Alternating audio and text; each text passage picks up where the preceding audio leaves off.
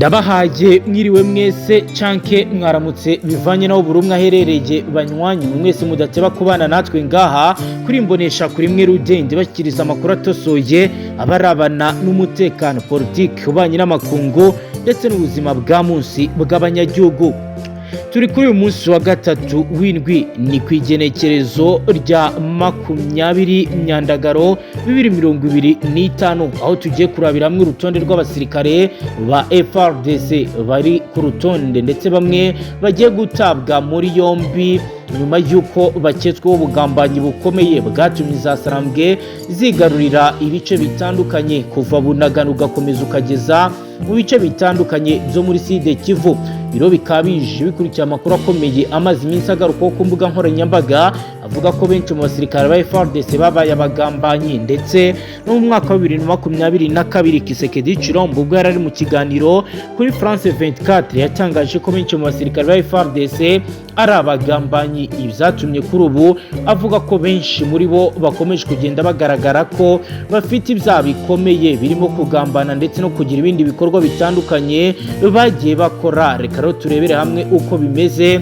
Turatangira tubabwira ko kuva mu mpera z'ukwezi kwa Nyakanga 2025 urwego rwa gisirikare rwa Repubulika ya Demokarasi ya Kongo rushinzwe kugenzura ruri gukora iperereza ku buryo abasirikare b'iki gihugu bakuwe n'ihuriro rya AFC mu gisagara cya Bunagana, Goma, Bukavu n'ibindi bice bitandukanye byo mu buseruko bw'iki gihugu. Nk'uko rero bigaragara urwego ruyobowe na General Gabriel Amisi Kumba rukeka ko kuba aba basirikare baravuye muri ibi bice abo ofisiye bakuru mu gisirikare cya Kongo bashobora kuba barabigizemo uruhare, bityo ko bakwiye gusobanuzwa neza uko byagenze.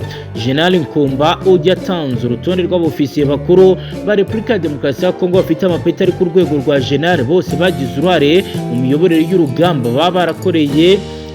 Hari abakoreraga i Kinshasa ndetse n'abakoreraga mu burasirazuba bw'iki gihugu. Kuri urutonde rw'abazabazwa harimo General Christian Chiwewe wabaye umugaba mukuru w'ingabo za Repubulika ya Demokarasi ya Kongo ndetse n'abandi batandukanye. Reka turebe urutonde rurerure rwanditseho abangaba bakurikiranwe ndetse n'uko bivugwa ko ibyaha baba barabikoze. Kugeza ubu rero ubushinjacyaha bukuru bwa gisirikare muri iki gihugu buravuga ko rero bwatangiye gukora iperereza ryigenga. Abari gukorwa iperereza rero bari bayoboye igisirikare kuva ku mugaba mukuru kugeza ku bayobozi batandukanye bo ku mirongo y'imbere y'urugamba abakekwaho kugira uruhare mu gutuma ingabo za FARDC zitakaza ibice bitandukanye.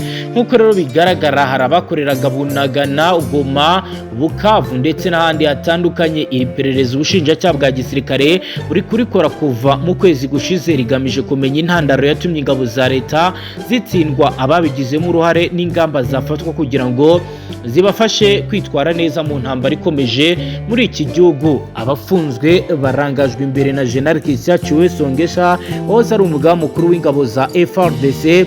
Hari kandi Lieutenant General Frank Tumba wahoze akuriye ibikorwa bya gisirikare mu biro bya Perezida Felix Antoine Kisekedi Chilombo. Hari kandi n'andi mazina akomeye arimo bamwe mu bahoze mu nshingano zikomeye. Nk'uko bigaragara rero Christian Chiwewe ndetse n'uyu bafunganwe aba bombi mu mezi abiri ashize ubwo batabwaga muri yombi byavuzwe ko bari bamaze igihe kinini bategura umugambi wo guhirika Kisekedi.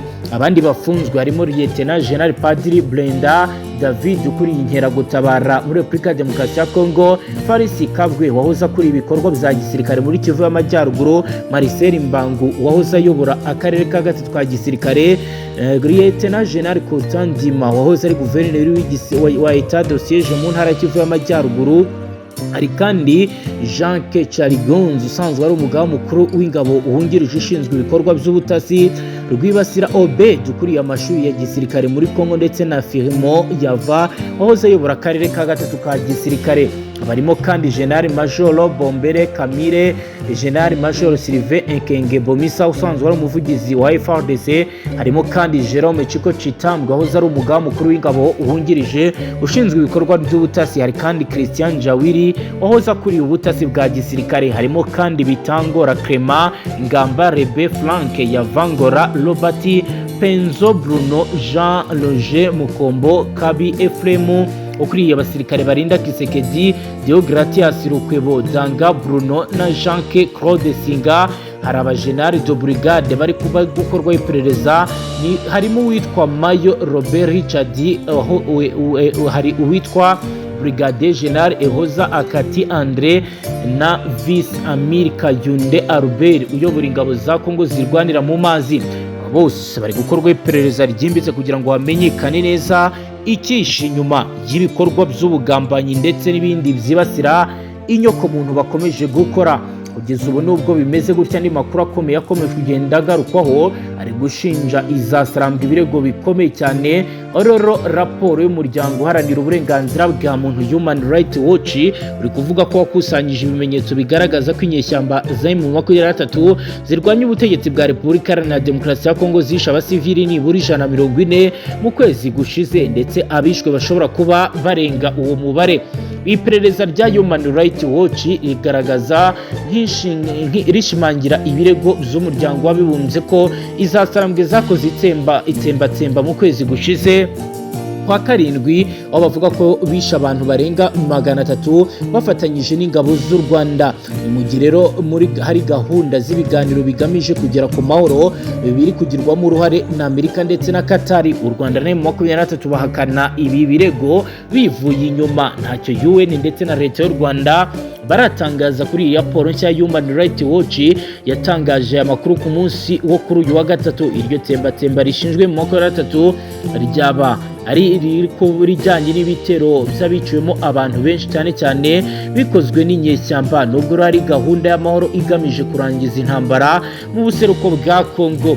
Ubwo ubwicanyi bwakozwe rero mu kivunge buvuga ko rero bwabaye mu bihe bitandukanye, bwibasiye cyane abahinzi bari mu mirima yabo mu gice cy'igihugu, aho rero byagiye bigaragara ko bishwe muri gahunda y'igitero kizasarambwe, ndetse bikaba ari ibintu biri guteza ikibazo gikomeye umutwe FDL urwanya ubutegetsi bwa Kigali abukorera mu burasirazuba bwa Kongo.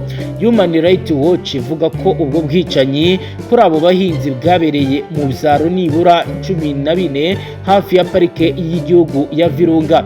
Izasarambwe zahakanye zivuye inyuma ibi birego byo muri raporo ya UN, ariko Human Rights Watch ivuga ko n'ababibonye bavuze ko byabaye kuko abagabo biciwe mu mirima, ko abagore benshi n'abana bashorewe bakajyanwa ku mugezi bakahicirwa nk'uko rero bivugwa. Ndetse n'ubwo bwicanyi bwabereye muri aka gace kanini cyane kurusha uko UN yari yabitangaje mbere, kandi bakamara igihe kirekire kuruta icyo UN ivuga. Human Rights Watch iravuga ko ubu bwicanyi ishinje mu moko ya 3 bugaragaza icyuho kiri hagati y'ibikorwa by'amahanga bigamije kugera ku mahoro no kuri kw'ibyo abasivili bakomeje kugenda bacamo muri Repubulika Iharanira Demokarasi ya Kongo nk'uko babitangaza. Yandi makuru akomeje kugenda agarukaho nuko kugeza ubu Kisekedi Chilombo yamaze kuba yavuga ko yabwiye Ububiligi ko amasezerano cyangwa se bijyanye n'umushinga w'ibitegurirwa muri Qatar bitabashimisha, ndetse harimo ibyo batishimira. Guverinoma ya Repubulika ya Demokarasi ya Kongo yeruye itangaza ko itanyuzwe n'ibikubiye mu mushinga wa mbere w'amasezerano y'amahoro wateguwe ugategurirwa i Doha, uko bizatangajwe na Minisitiri w'Ububanyi n'Amahanga w'Ububiligi Maxime Prevot wakiriwe na Felix Antoine Tshisekedi Kinshasa ku wa kabiri ku igenekerezo rya 19 imyandagaro 2025. Umukuru w'iki gihugu cya Repubulika ya Demokarasi ya Kongo Felix Antoine Tshisekedi Chilombo ubwe yagaragaje neza ko atishimiye inyandiko bashyikirijwe na Qatar, umuhuza muri iki gikorwa cyo gushakira amahoro arambye iki gihugu. Ni mu gihe Maxime Prevot yabwiye abanyamakuru ati Perezida Tshisekedi yampapirije ko inyandiko yatanzwe idashimishije. Yashimangiye ko ibi biganiro bishya bigomba gutangira mu masaha ari imbere kugira ngo bagere kunoza ibikubiye muri uwo mushinga w'amasezerano nk'uko inkuru yatangajwe na Media.net Congo ikomeza ibisigura. Uruzinduko rw'akazi muri Repubulika ya Demokarasi ya Kongo kuva ku mugoroba ku wa kabiri umuyobozi wa diplomasi y'Ububiligi yashimangiye ko byihutirwa kugeza ku mahoro arambye n'ubwo iki gihugu cyakoroneje Kongo cyagiye kivugwaho kubangamira inzira y'amahoro kibuza Kisekedi kugirana imishyikirano n'ihuriro rya Alliance Fleuve Congo nk'uko amakuru yagiye acicikana mu binyamakuru abivuga. Prevo yakomeje agira ati ndizera ko ibisabwa bizahuzwa kugira ngo harebwe ku gisubizo vuba. Ububiligi buzakomeza kugira uruhare nabwo mu rwego rwo kugenzura ibibazo by'amategeko mpuzamahanga kandi buzashishikariza impande zose kugira uruhare muri iki gikorwa. Uyu mushinga w'amasezerano wari ugamije kubyutsa ibiganiro byacitse intege mu kwezi kumwe nyuma yo gushyira umukono ku itangazo ry'amahame hagati ya Kinshasa ndetse na AFC, ariko kuri ubu ibi byagiye bikurikiraho ntibizwi neza. Ariko kuri ubu Qatar imaze nayo gushyira amakuru hanze akomeye arebana n'ibi biganiro. Reka nabyo tubirebe tubabwire ibiriko biragenda bitangazwa kuri iyi ngingo bijyanye n'uko twakitega ibintu uko byaba bigiye kumera. Kugeza ubu biravugwa kandi biremezwa ko amahoro ashoboka mu gihe hagira igikorwa. Reka rero tubabwire ko kugeza ubu ngubu benshi mu bakurikiranira hafi biri kuba baratangaza ko leta ya Repubulika Iharanira Demokarasi ya Kongo ikomeje kugenda ikora iyo bwabaga ikongera ibikoresho ndetse n'abasirikare, ariko no ku ruhande rwa M23 nabwo niko bimeze. Ibi rero bikaba bikomeje kugenda biba intandaro ikomeye yo kurenga ku bizari byaremeranyijwe n'impande zombi, kuko imirwano yongeye kubura ndetse ku kigero gitandukanye nuko ibintu byigeze bimera ubwo urugamba rwari rukomeye, nk'uko rero amakuru akomeje kugenda tugeraho abigaragaza. Uko rero biri kugenda bivugwa kandi bigenda bigaragara, benshi mu bakurikiranira hafi baravuga ko Qatar ishobora kuza kugorwa bikomeye no kuba ibi biganiro biri kuba, ariko mu burasirazuba bwa Repubulika ya Demokarasi ya Kongo abantu bakomeje kugenda bagirirwa nabi. Dukomeje n'aya makuru turabwira ko abasirikare b'u Burundi basanzwe bakorera mu bice bitandukanye nk'ahitwa Indondo ya Bijombo muri teritwari ya Uvira mu ntara Kivu y'Amajyepfo barasha abaturage bari bavuye mu isoko babasahura ibyo bari bafite ndetse baninjira no mu ngo z'abaturage basahura ibyo mu nzu byose barabyikorera barabijyana. Ibi rero ni ibyabaye ku munsi w'ejo kuwa kabiri ku igenekerezo rya 19 Myandagaro 2025 ahagana mu masaha ya saa 8 z'amanywa, bibera mu duce tubiri twahitwa Irango ry'Abakwakuzi ry'Abasama, ubwo abasirikare b'u Burundi basahuraga abantu batuye aha bavaga mu isoko. Aka gace ko mu Irango kasahuwemo n'ingabo z'u Burundi kari mu ntera ngufi cyane uvuye ahitwa Mugete n'ahitwa Murambya, akaba rero ari insisiro zituwe n'abanyamurenge gusa bombi nk'uko rero bitangazwa.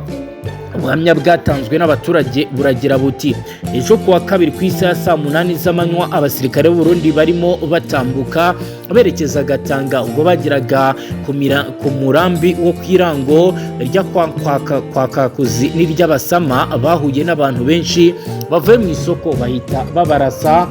Kuko bakomeza babivuga baragira bati abari bavuye ku isoko bakiraswaho bamwe bahise bata ibyo bari bikoreye bariruka, abasirikare bahita babisahura barabitwara berekeza no mu nzu z'abaturage batuye muri izo nsisiro, naho barasahura inzu barazeza. Nk'uko amakuru akomeza bivuga ni nako basahuye mu mazu bakoresheje intwaro, aho rero bivuga ko abaturage bagiye bakangwa no kubona abasirikare bafite ibikoresho by'ibirwanisho binjira mu mazu yabo.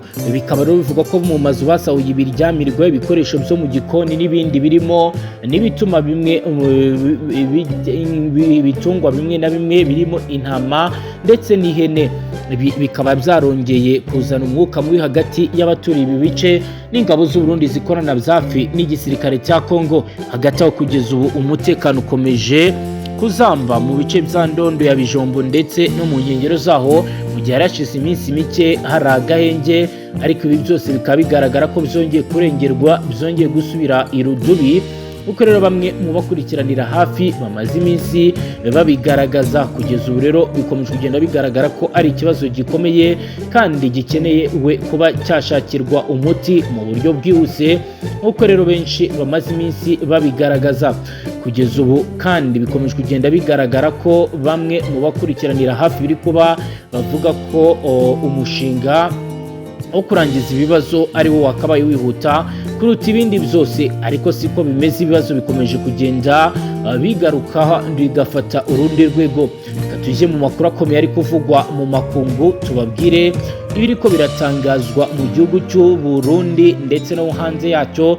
Tukiri Burundi turabwira ko nyuma y'uko leta y'u Burundi ifunze Colonel Moise Arakaza uzwi cyane ku izina ryitwa Ngenganyega azira gucuruza ibikomoka kuri peteroli binyuze mu nzira zitemewe n'amategeko, kuri ubu hari abandi bongeye gutabwa muri yombi barimo n'umujenerali. Ku igenekerezo rya 13 Myandagaro 2025 nibwo Colonel Arakaza yatawe muri yombi n'inzego zishinzwe umutekano zikorera muri komine ya Rumonge mu ntara ya Buranga, nyuma y'aho bamenye ko imodoka ye itwaye litiro 30 za essence mu buryo budakurikije amategeko, ariko bitaramenyekana ndetse biza kurangira amenyekanye n'andi makuru. Amakuru ahari kuri ubu nuko ku munsi w'ejo kwa kabiri hinjijwe muri gereza hinjijwe muri gereza nkuru ya Bururi nyuma y'uko umupolisi yagiye gusaka iwe mu rugo ruherereye muri komine ya Nyanza mu ntara ya Buranga, bakasanga imyambaro myinshi y'igipolisi. Colonel Arakaza akurikiranweho icyaha cyo guhungabanya ubukungu bw'igihugu n'icyo kugerageza kwica gifitanye isano no kuba yaratunze imbunda abapolisi bamuhagaritse ubwo yari agifatwa bwa mbere. Undi nawe ufunzwe ni Colonel Habyarimana Jean Bosco ndetse kandi na General Jean Bosco Ndayikengurukiye wahoze ayoboye CNDD-FDD ikiri mu ishyamba, akaba afungiwe muri gereza nkuru ya Mpimba iherereye ahitwa Musaga i Bujumbura.